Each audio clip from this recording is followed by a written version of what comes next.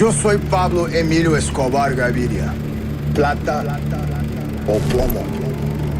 27 सितंबर 1989 अवियांका flight 203 एक routine flight के लिए बोगोटा इंटरनेशनल एयरपोर्ट कोलंबिया के लिए 7:13 AM पर उड़ान भरने के लिए तैयार होता है। बोइंग 727 के व्हील्स रनवे से टेक ऑफ होते हैं और 5 मिनट बाद ये अपने क्रूजिंग एल्टीट्यूड के आधे डिस्टेंस 13,000 फीट तक पहुंच जाता है। प्लेन का कैप्टन एयर ट्रैफिक कंट्रोल से बोलता है, टेक ऑफ वेंट स्मूथली, लेकिन इस प्लेन के पैसेंजर्स अपनी मंजिल तक पहुंच ही नहीं पाते क्योंकि 718 को प्लेन के अंदर एक भयानक धमाका होता है। वो ब्लास्ट इतना सिवियर होता है कि उससे प्लेन बीच हवा में फट जाता है और प्लेन का नोज सेक्शन टेल से अलग हो जाता है। आग में लिपटे हुए दोनों हिस्से जमीन पर जा गिरते हैं। जमीन पर खड़े 3 लोग अचानक ऊपर की तरफ देखने लग जाते हैं और देखते हैं कि ऊपर से आग की बारिश हो रही है और देखते ही देखते उन 3 लोगों के साथ 110 लोगों की मौत हो जाती है। उस सुबह हर टेलीविजन पर एक ही खबर थी, फ्लाइट 203 शहर के ऊपर उड़ान भरते ही फट गया।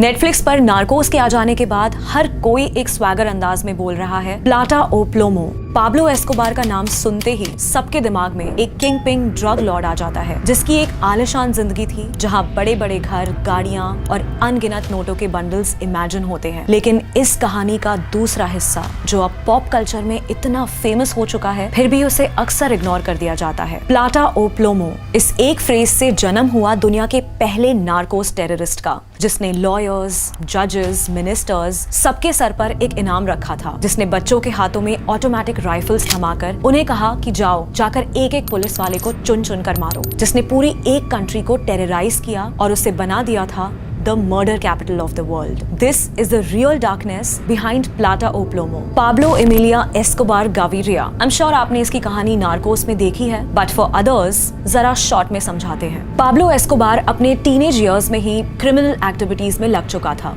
धीरे धीरे वो कॉन्ट्राबैंड मूव करने के बिजनेस में पहुंचा, पर पुलिस के एक बड़े बस्ट के बाद उसे ये बिजनेस बंद करना पड़ा। उसके बाद उसे रियलाइज हुआ कि यूएसए में कोकेन की पॉपुलैरिटी बढ़ती जा रही है and this could be the next big thing. उसने स्क्रैप्स को इकट्ठा करके एक प्लेन और एक एयर स्ट्रिप बनाया जिसके थ्रू वो ड्रग्स को अमेरिका तक पहुंचाया करता था। पाब्लो एस्कोबार बहुत शातिर था। वो हमेशा कानून को चकमा देने के तरीके ढूंढ ही लिया करता था। प्लेन के टायर्स में कोकेन भर के उन्हें खुद अमेरिका तक फ्लाई करके ले जाना, इसी के साथ उसने और अलग अलग तरीके अपनाए, जैसे कि मछलियों के पेट में कोकेन भरकर उन्हें स्मगल करना, लोगों और बच्चों के पेट में कोकेन्स को कई छोटी छोटी टैबलेट्स में स्मगल करना, यहाँ तक कि उसने तो अपने सबमरीन्स भी खरीद लिए थे।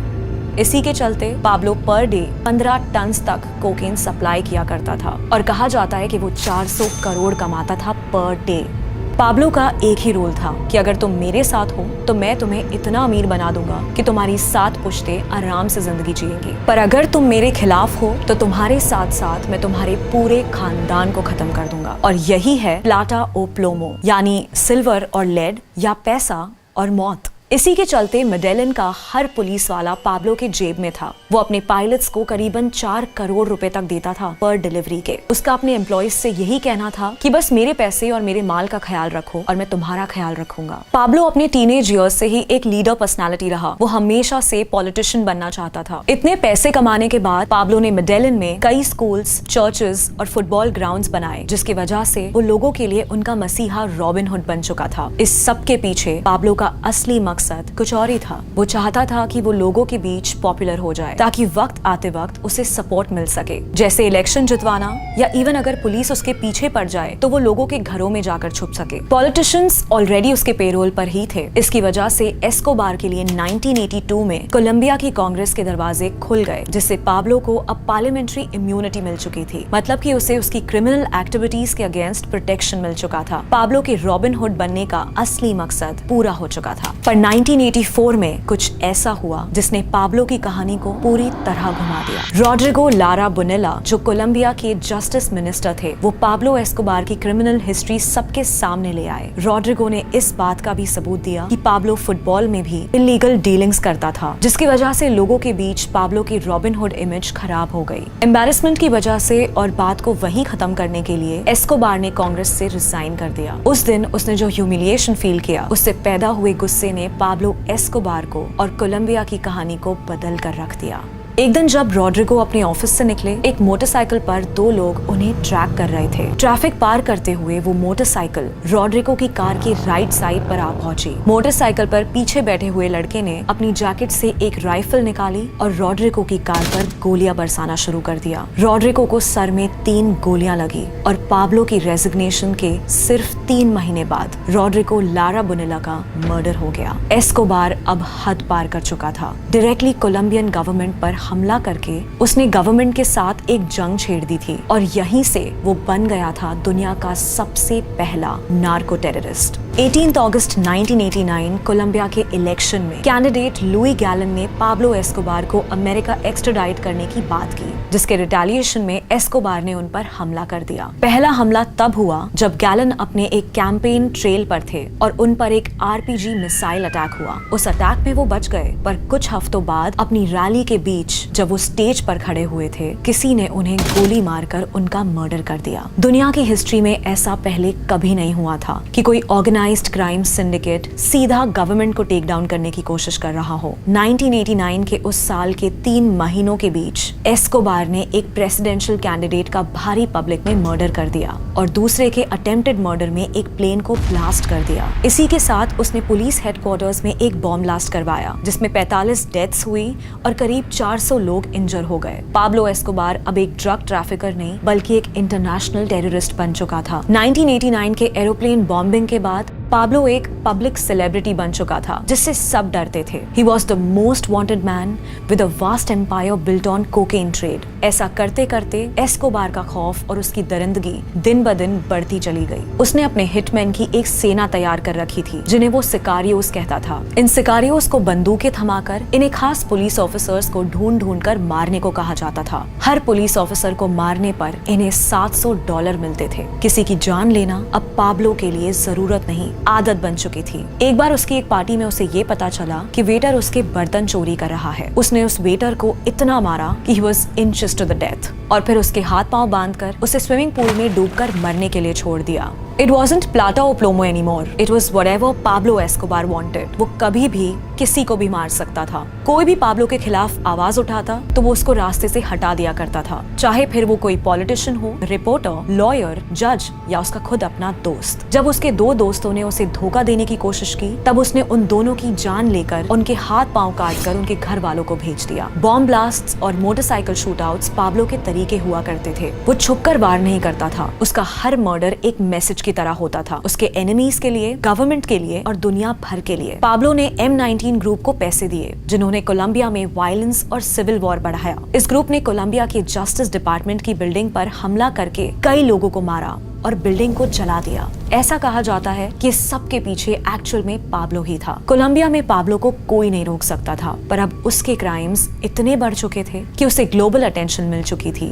और अब उस पर एक नया खतरा मंडरा रहा था। अमेरिका और कोलंबिया में एक एक्सट्राडिशन ट्रीटी है, जिससे पाब्लो हमेशा के लिए एक अमेरिकन जेल में सड़ता। इसीलिए उसने इस एक्सट्राडिशन ट्रीटी से फाइट करने के लिए कई तरीके अपनाए। इनफैक्ट उसने पूरे कोलंबिया देश का $10 बिलियन का कर्ज चुका देने की भी डील रखी in exchange of removing the treaty. When nothing worked, 1991 में उसने अपने आप को पब्लिकली सरेंडर कर दिया, बट विद अ कैच। उसने 2 शर्तें रखी। पहली शर्त ये कि इस एक्सट्राडिशन ट्रीटी को हटा दिया जाए और दूसरी कि वो अपना जेल खुद बनाएगा। सरप्राइजिंगली उसकी दोनों शर्तों को मान लिया गया। एक क्रिमिनल को बचाने के लिए कोलंबिया देश का कॉन्स्टिट्यूशन चेंज करना पड़ा। दुनिया के इतिहास में पहली बार कोई क्रिमिनल अपना जेल खुद बना रहा था। इस जेल का नाम था एल कैथीड्रल, यानी द कैथीड्रल, और ये जेल किसी 5 स्टार होटल से कम नहीं थी। यहाँ हर लग्जरी फैसिलिटी अवेलेबल थी, जैसे jacuzzi, television, waterfall, football ground और भी ऐसे बहुत कुछ। पाब्लो ने अपने और अपने साथियों के लिए एक कंफर्टेबल घर बना दिया था। धीरे धीरे उसके सिकारियोस ही इस प्लेस को गार्ड करने लगे और द कैथीड्रल अब जेल नहीं, एक किला बन चुका था। पाब्लो के क्राइम्स कम नहीं हुए, इनफैक्ट वो बढ़ते चले गए। हालात इतने खराब थे कि 1992 में कोलंबिया को murder capital of the world कहा गया था। उस साल करीब 27,000 लोगों की मौत हुई थी, जिसके 2 बड़े रीजंस थे, सिविल वॉर और पाब्लो एस्कोबार। इस सब के चलते कोलंबिया पर इंटरनेशनल प्रेशर बढ़ते जा रहा था, जिससे उन्होंने उन्होंने डिसाइड किया कि अब पाब्लो एस्कोबार पर लगाम लगानी पड़ेगी। उन्होंने अमेरिकन DEA यानी ड्रग इन्फोर्समेंट एजेंसी के साथ मिलकर एक खास टास्क फोर्स तैयार की, लेकिन पाब्लो ने इसी टास्क फोर्स का यूज किया जेल से भागने के लिए। टास्क फोर्स के 2 ऑफिसर्स जब पाब्लो से जेल में मिलने गए तब पाब्लो ने उन्हें बुरी तरह पीटकर उन्हें बंदी बना लिया, जिसे यूज करके वो उस जेल से भाग छूटा। यहीं से शुरू हुआ 1 साल लंबा cat and mouse game. Pablo अपनी फैमिली को लेकर दर दर भटकता। He was constantly on the run और आखिर एक दिन अपने बेटे को एक फोन कॉल करते हुए पाब्लो की लोकेशन पुलिस ने ट्रेस कर ली। एक बड़े चेज के बाद फाइनली 2 दिसंबर 1993 को अपने बर्थडे के एक दिन बाद पाब्लो एस्कोबार की मौत हो गई। He was shot dead by Colombian troops. हालांकि कई लोग इंक्लूडिंग पाब्लो के बेटे का ये मानना है कि ये सब झूठ है and that Pablo took his own life. Pablo Escobar ने अपने करियर में कितने पैसे कमाए और कितने लोगों की जान ली, इसका एक्यूरेट हिसाब अब तक कोई नहीं लगा पाया। फोर्ब्स लिस्ट में he was the 7th richest person in the world. अपने पीक पर उसकी नेट वर्थ $30 बिलियन की थी और माना जाता है he killed anywhere between 4 to 6,000 people. John Jairo Velasquez, जो पाब्लो एस्कोबार के टॉप हिटमैन माने जाते हैं, उन्होंने अकेले करीब 300 लोगों का मर्डर किया है और करीब 3000 लोगों के मर्डर के ऑर्डर्स दिए हैं। प्लाटा ओ प्लोमो, एस्कोबार ने हमेशा लोगों को 2 चॉइसेस दी, जैसे कि वो भगवान हो, एक ऐसा भगवान जो लोगों को सजा देता है अगर उसकी बात के कोई खिलाफ जाए। पाब्लो अपने आप को समाज के रूल्स के ऊपर समझता था, जिसे हम सिर्फ एक ड्रग माफिया डॉन के नाम से जानते हैं। वो एक्चुअल में एक डिक्टेटर था, जिसके डिक्टेट किए हुए रूल्स ना मानने की वजह से हजारों लोग अपनी जान गंवा बैठते थे। आपके क्या थॉट्स हैं हमें कमेंट्स में बताएं और अगर आपको ये वीडियो अच्छा लगा है तो लाइक और सब्सक्राइब भी कीजिए। बिग ब्रेन पर हम इसी तरह के धमाकेदार मसालेदार किस्से लेकर आते रहेंगे। See you in the next one. This is Aditi Sharma signing off.